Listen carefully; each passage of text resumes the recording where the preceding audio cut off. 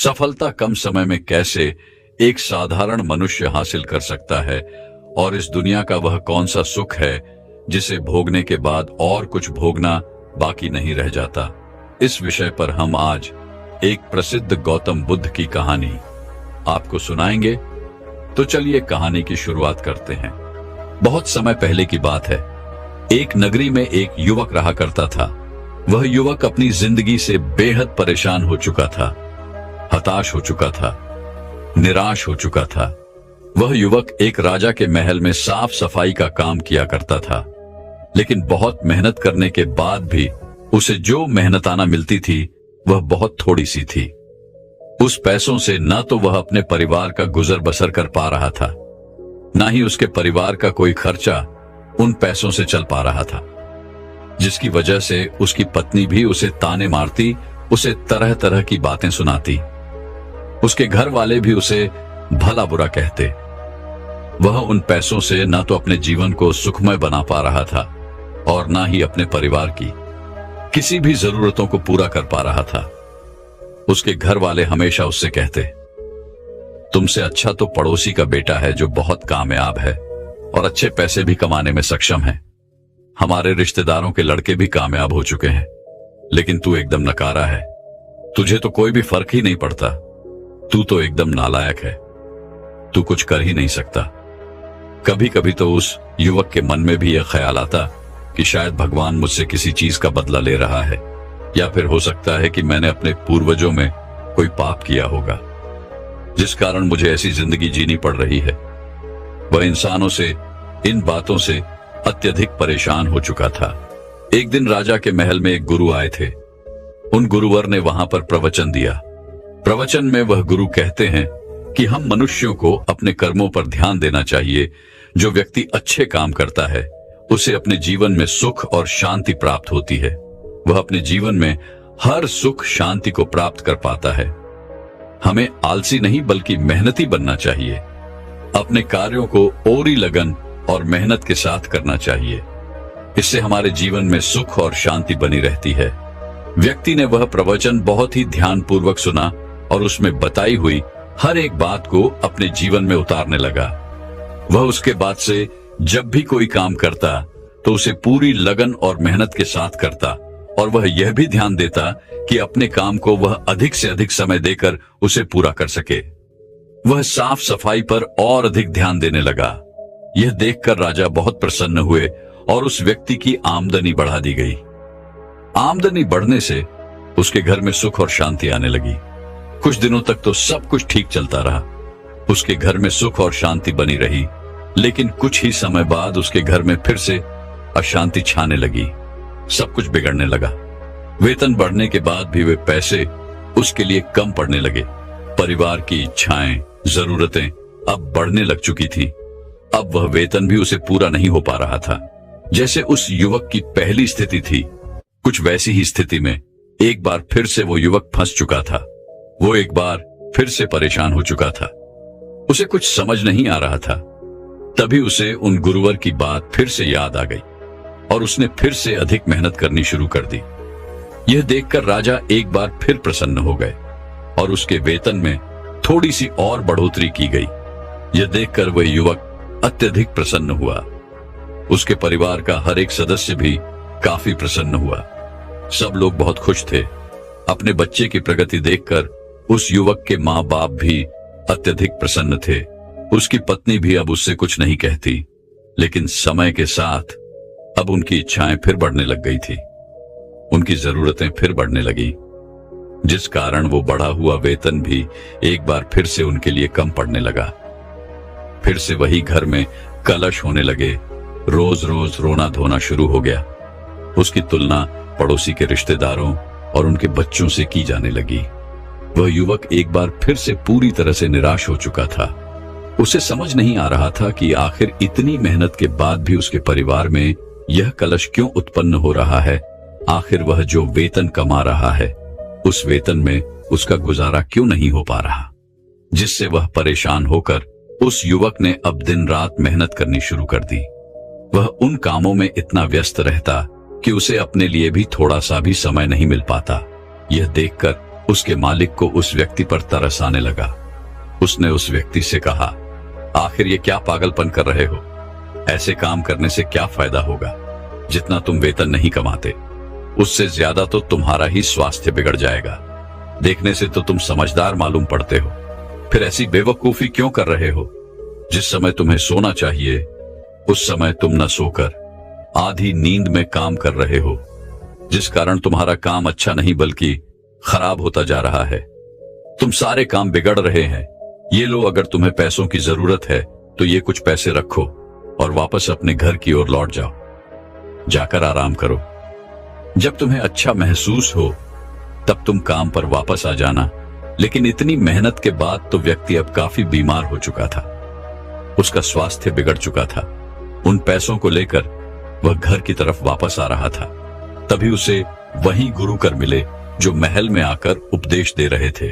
वह उन गुरुवर के पास पहुंचा, उन्हें प्रणाम किया और उनसे कहने लगा, है गुरुवर, जैसा कि आपने उपदेश दिया था कि हमें अधिक मेहनत करनी चाहिए, अपने काम को लगन और मेहनत के साथ करना चाहिए, तब घर में सुख और शांति बनी रहेगी। मैंने ठीक वैसा ही किया। मैंने कभी किसी का बुरा नहीं किया। आपने कहा था कि खूब मेहनत करो, ईमानदारी से करो, तो मैंने खूब मेहनत भी की और पूरी ईमानदारी से की। उसका फल मुझे मिला, मेरी उन्नति भी हुई। लेकिन मैंने जहां से शुरुआत की थी आज भी मैं वहीं पर हूं और अत्यधिक मेहनत के कारण आज मेरा स्वास्थ्य बिगड़ चुका है। मैं बीमार हो चुका हूं। अब मुझे नहीं लगता कि मेरी इससे ज्यादा उन्नति हो सकती है। मैं कल जहां खड़ा था मैं आज भी वहीं पर खड़ा हूं। जिस तरह से कल मेरे परिवार की स्थिति थी आज भी उसी स्थिति में मेरा परिवार अपना गुजर बसर कर रहा है। क्या किसी का भला सोचना, क्या अत्यधिक मेहनत करना, कामों को समय पर पूरा करना, क्या ये सब गलत है? मैंने सब कुछ पूरी लगन और मेहनत के साथ किया है, लेकिन उसके बाद भी न जाने क्यों मेरे घर में हमेशा क्लेश बना रहता है। हर दिन रोना धोना होता है।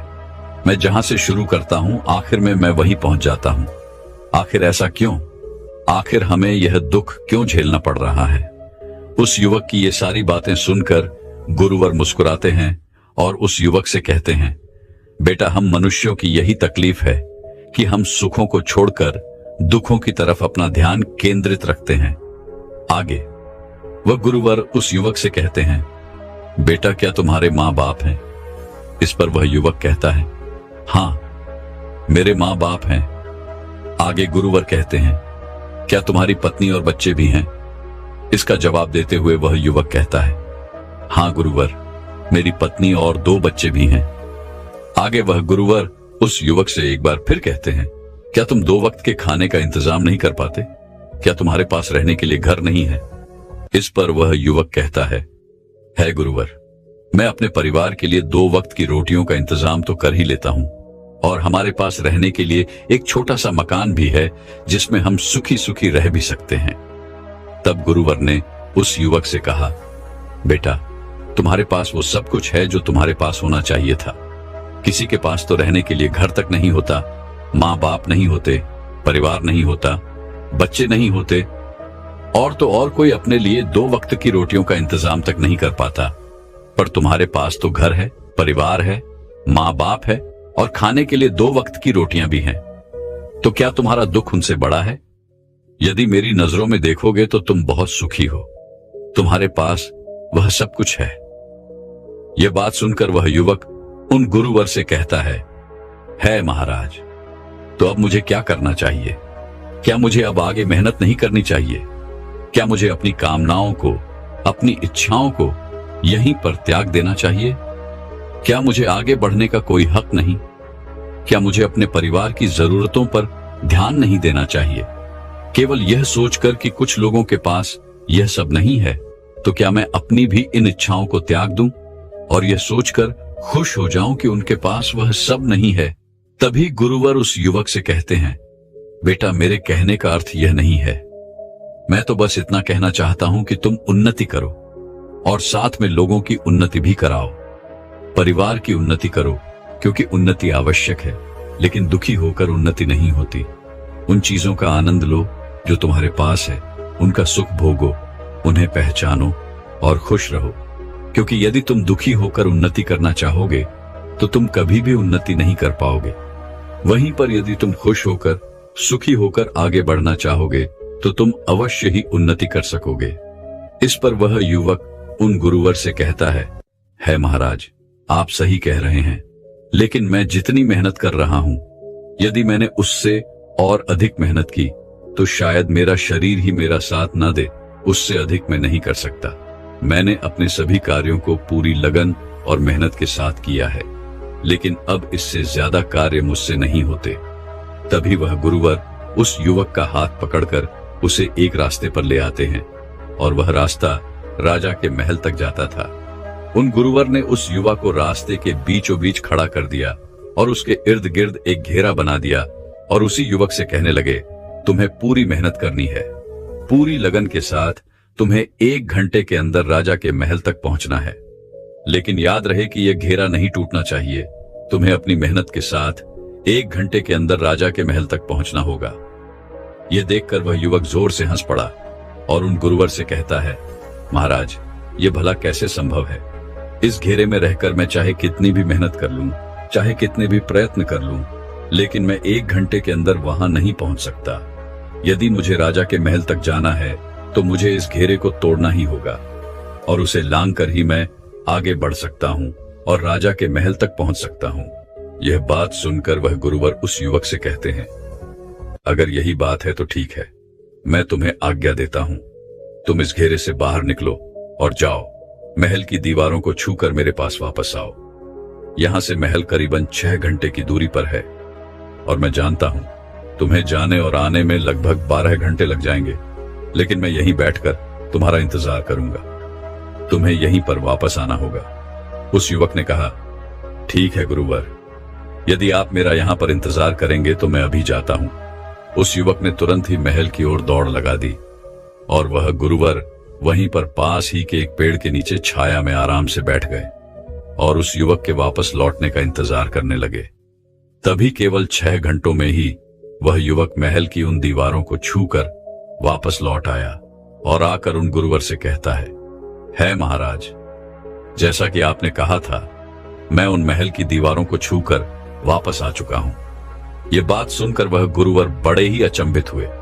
उन्होंने उस युवक से कहा, नहीं, तुम झूठ कह रहे हो। जो सफर 12 घंटे का है उसे तुमने 6 घंटों में कैसे पूरा किया? यह झूठ है। अपनी सफाई में वह युवक उन गुरुवर से कहता है महाराज, मैं सच कह रहा हूं और मुझे झूठ बोलकर क्या मिलेगा? मैं यहां से तेजी से भागता हुआ निकला और जितनी तेजी से मैं यहां से गया था, मैंने पूरा सफर उतनी ही तेजी से तय किया और वापस लौट आया। गुरुवर और उस युवक की बातें वहां पर उपस्थित कुछ लोग सुन रहे थे। वे सभी बड़े आश्चर्यचकित थे कि 12 घंटे का सफर इस युवक ने केवल 6 घंटे में कैसे पूरा कर लिया। वहां पर उपस्थित किसी को भी इस बात पर विश्वास नहीं था। उन्हीं में से एक व्यक्ति ने उस युवक से कहा, यदि तुम झूठ नहीं कह रहे हो तो तुम्हें इसका प्रमाण देना होगा। तुम्हें फिर से एक बार यह साबित करना होगा कि तुम सच कह रहे हो। तुम महल की दीवारों को छूकर वापस लौटे हो। तुम्हें यह दोबारा करना होगा। इस पर वह युवक कहता है, मैं सच कह रहा हूं और मैंने केवल 6 घंटों में ही सफर को तय किया है, लेकिन मैं आज दोबारा इस सफर को तय नहीं कर सकता क्योंकि मैं बहुत थक चुका हूं। लेकिन कल मैं अवश्य ही आपको एक बार फिर से ये करके जरूर दिखाऊंगा। वहां पर उपस्थित हर एक व्यक्ति ने उस युवक की बात मान ली। दूसरे दिन सुबह सुबह गुरुवर और वहां पर उपस्थित सभी व्यक्ति एक बार फिर से इकट्ठा हुए, जिसमें से एक व्यक्ति महल की दीवार के पास जाकर खड़ा हो गया और उसके पास एक निशानी थी जिसे उस युवक को वहां से लाना था। एक बार फिर से उस युवक ने सफर तय करना शुरू किया और अब की बार तो उसे 6 घंटे भी नहीं, केवल 5 घंटे ही लगे और वह महल की दीवारों से होकर वापस लौट आया था।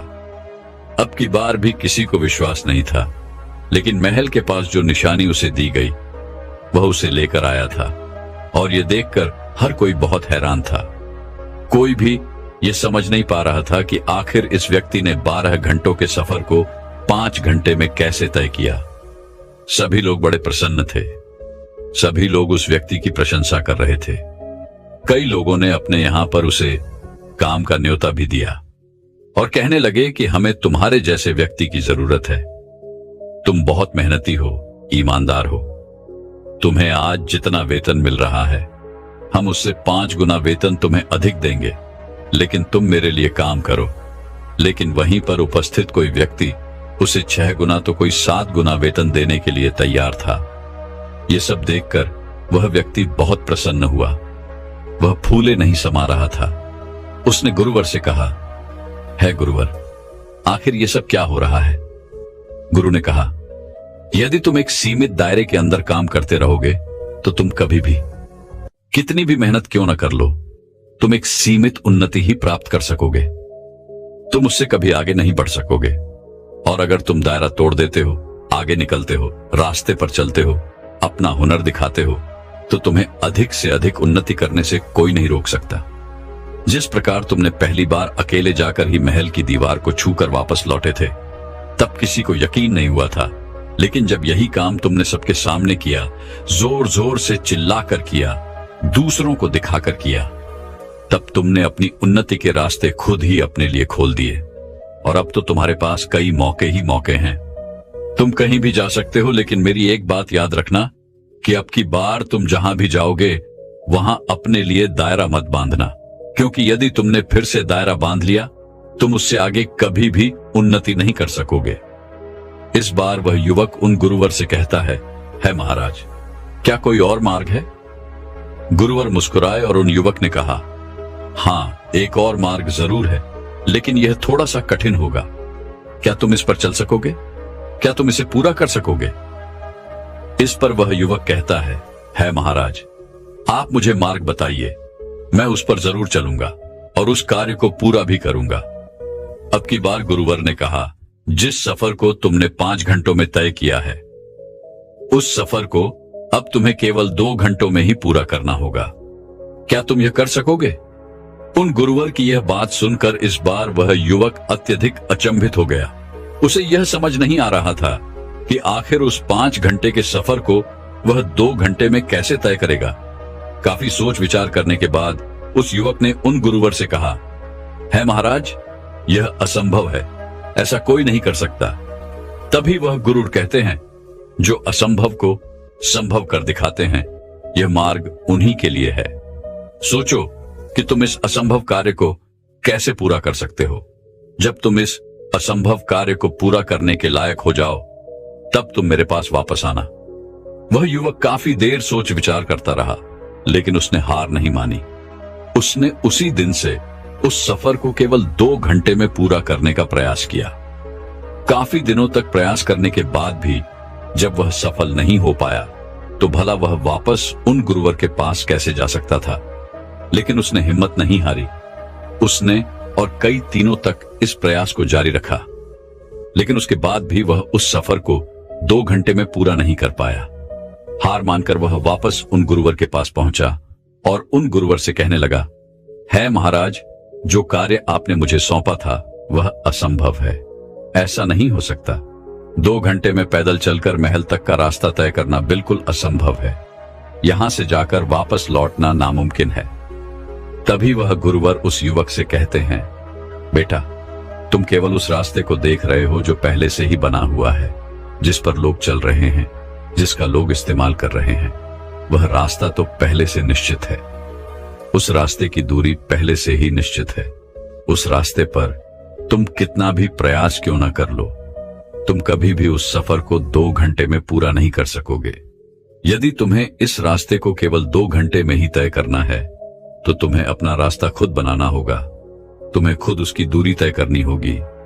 दूसरों के रास्ते पर ना चलकर अपने लिए खुद रास्ता बनाओ। जो भी कठिनाइयां सामने आए, उन कठिनाइयों का सामना करो। लेकिन मेरी एक बात याद रखना, जब तुम इस रास्ते पर चलोगे तो तुम्हें अपनी उम्मीद